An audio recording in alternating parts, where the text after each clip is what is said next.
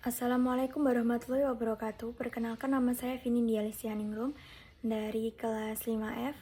Di sini saya akan membawakan materi mengenai sosiologi hukum dari pertemuan 1 sampai 14. Yang pertama ada pengertian sosiologi hukum. Sosiologi hukum merupakan cabang ilmu yang mempelajari hubungan antara hukum dan masyarakat serta perubahan sosial yang terjadi. Sosiologi hukum tidak hanya mempelajari hukum sebagai norma, tetapi juga bagaimana hukum berfungsi dalam konteks sosial dan budaya. Berikutnya ada hukum dan kenyataan masyarakat. Hukum dan kenyataan masyarakat memiliki hubungan yang erat dan saling membutuhkan. Hukum berfungsi sebagai pedoman perilaku dan kontrol sosial yang penting untuk menciptakan ketertiban dan keadilan dalam masyarakat. Masyarakat memerlukan hukum untuk menjaga keseimbangan antara stabilitas dan perubahan, serta untuk mencegah kekacauan. Yang berikutnya ada yuridis empiris dan yuridis normatif. Pendekatan yuridis empiris menekankan pada penerapan hukum dalam praktik dan realitas sosial, sementara yuridis normatif berfokus pada norma-norma hukum yang tertulis dan prinsip-prinsip dasar hukum. Dengan mengintegrasikan kedua pendekatan ini, dapat diperoleh wawasan yang lebih mendalam mengenai keabsahan hukum dan relevansinya terhadap masyarakat. Kemudian ada mazhab pemikiran hukum positif. Positivisme hukum berfokus pada kepastian hukum yang dihasilkan dari undang-undang yang ditetapkan oleh otoritas tanpa memperhatikan aspek moral atau keadilan. Hal ini menyebabkan keputusan hakim menjadi terbatas pada penerapan undang-undang yang ada tanpa ruang untuk mencari keadilan.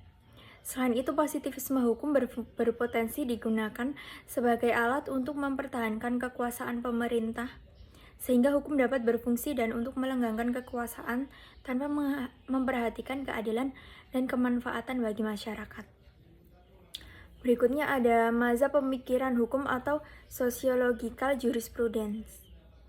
Dalam perspektif sociological jurisprudence, tugas hakim tidak hanya sebagai pengendali sosial formal dan menyelesaikan konflik, tetapi juga sebagai perancang penerapan hukum yang berfungsi sebagai rekayasa sosial. Hukum yang baik harus sejalan dengan norma-norma sosial yang hidup dalam masyarakat. Berikutnya ada mazhab pemikiran hukum atau living law dan utilitarianisme. Living law menekankan bahwa hukum yang efektif harus berakar dari nilai-nilai yang hidup dalam masyarakat. Sementara utilitarianisme memberikan landasan etis bahwa hukum seharusnya bertujuan untuk menciptakan kebahagiaan terbesar bagi sebanyak mungkin orang. Gabungan kedua konsep ini menunjukkan bahwa hukum ideal seharusnya mencerminkan nilai-nilai masyarakat dan bertujuan untuk memberikan manfaat yang luas. Berikutnya ada pemikiran Emil Durkheim dan Ibnu Khaldun. Durkheim menekankan pada kesadaran kolektif dan pembagian kerja dalam masyarakat modern, sementara Ibnu Khaldun berfokus pada ikatan persaudaraan dan kepemimpinan dalam masyarakat tradisional. Keduanya ini menunjukkan bahwa pemahaman mendalam tentang solidaritas baik dalam bentuk kesadaran kolektif maupun ikatan sosial sangat penting untuk membangun masyarakat yang harmonis dan berkelanjutan. Berikutnya ada pemikiran hukum Max Weber dan H.L. Ahad. Max Weber ini menekankan pentingnya dalam memahami hukum dalam konteks sosial dan budaya serta membedakan antara hukum positif dan hukum alam, hukum objektif dan subjektif, serta hukum formal dan material. Di sisi lain, H.L. Ahad menawarkan pandangan struktural tentang hukum, menekankan hubungan antara hukum dan moralitas yang tidak mutlak serta pentingnya aturan primer dan sekunder dalam sistem hukum. Selanjutnya ada efektivitas hukum. Ini sangat bergantung pada penegakan hukum yang dilakukan oleh aparat penegakan hukum.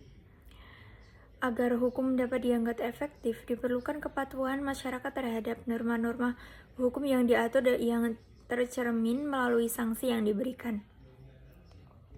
Selanjutnya, hukum dan kontrol sosial.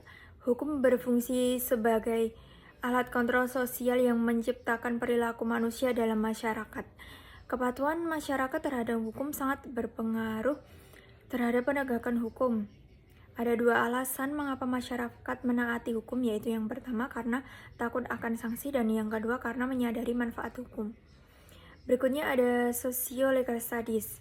Ini memainkan peran penting dalam memahami hubungan antara hukum dan masyarakat di Indonesia.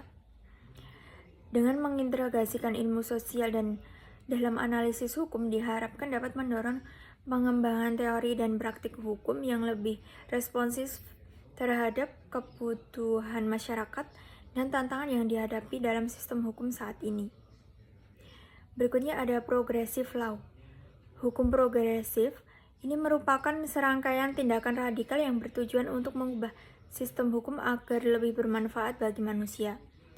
Hukum progresif berfokus pada pembebasan dalam cara berpikir dan bertindak dengan tujuan utama untuk menjalin kebahagiaan dan kesejahteraan manusia.